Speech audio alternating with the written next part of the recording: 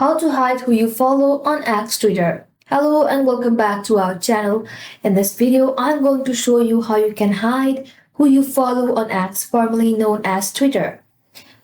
This can be a great way to protect your privacy or to keep your interests secret from others. Before we start, make sure your X application is up to date. Now open your X application and here log into your account. First of all, before we proceed, it's important to know that X does not currently offer a direct option to completely hide who you follow from everyone. However, there are a couple of groundworks that can help you achieve a similar level of privacy. One way to hide your likes is to make your entire X account private.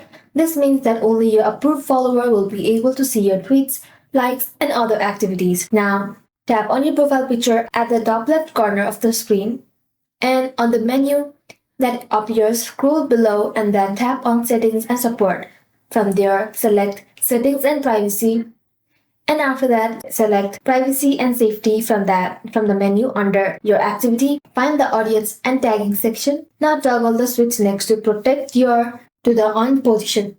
While X does not provide you a straightforward way to hide who you follow, this method can help you maintain a degree of privacy and control over your interaction on platform.